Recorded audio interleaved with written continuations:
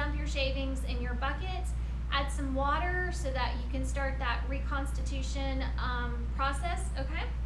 Now, this plate here has been on the drywall board. Drywall board has plaster in between the paper and it absorbs moisture.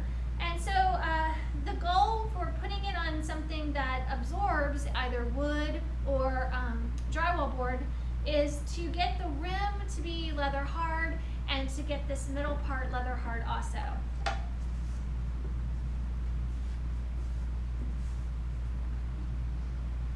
Now, you can actually see where the moisture has absorbed into this drywall board. So you want to keep checking and even putting your plate onto a fresh side, okay, so we don't start to grow mold.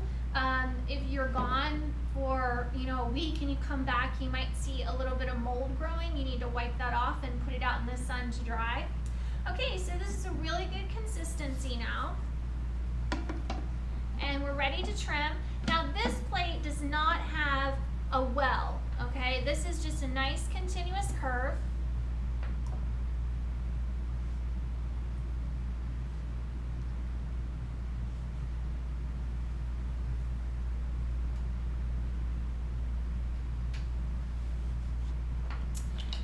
Okay.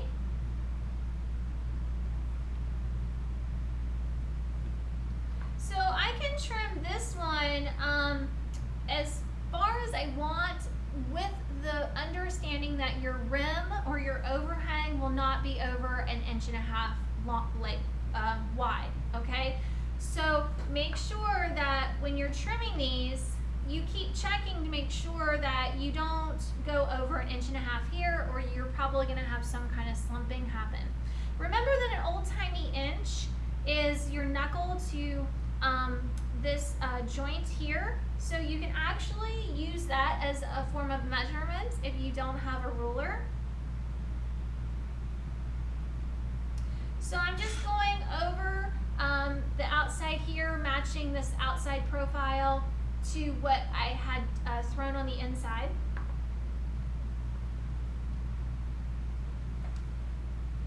And I have about 1.5 inches right now, so I don't want to make it I don't want to make the foot more narrow. I just want to keep it probably the width that it is.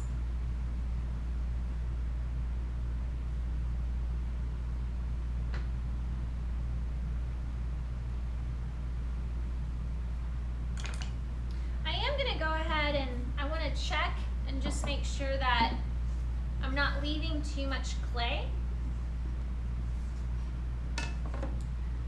So I can take my fingers and go across, like gripping, and as I'm gripping, just see if my fingers go from farther apart to thinner, or if they stay consistent.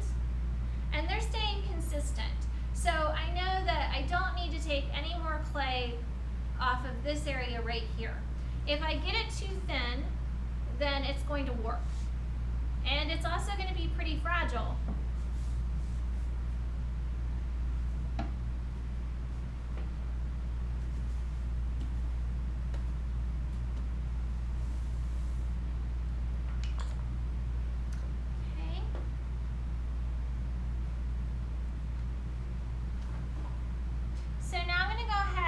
Define my foot ring.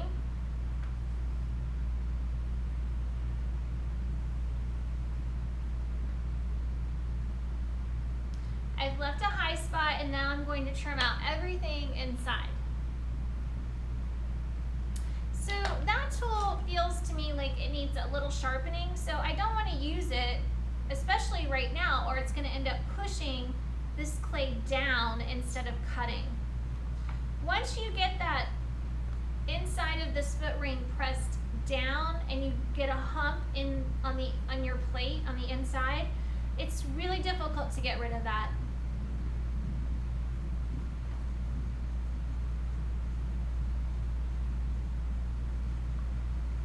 So this is what I mean about going ahead and emptying your splash pan, because my trimmings are going to start laying on top of my wheel and getting in my way.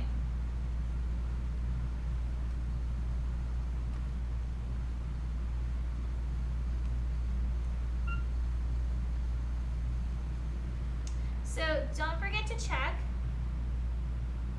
See if you have a little bit of a bounce.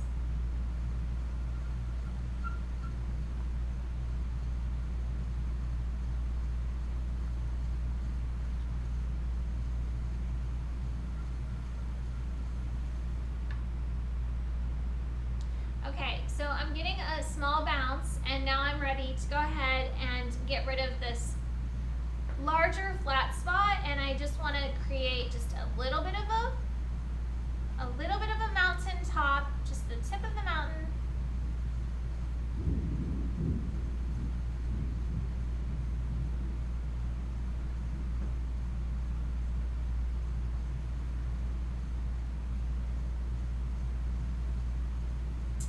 Okay, now I'm going to go ahead and make the thickness of my foot ring narrower.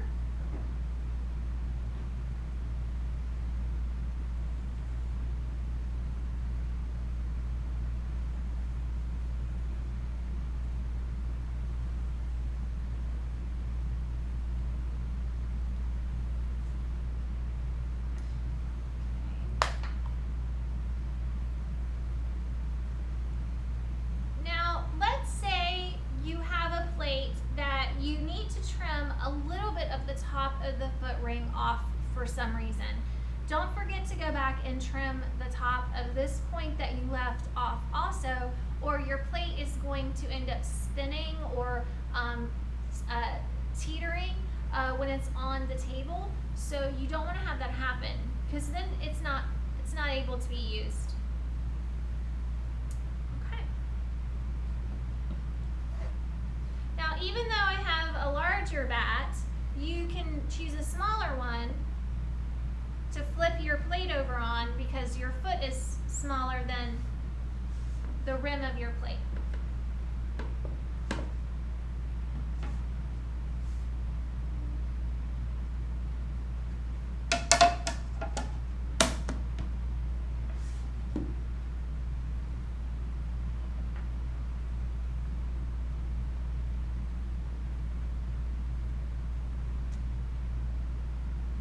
You can also smooth your plate with your rubber rib, just on that rim.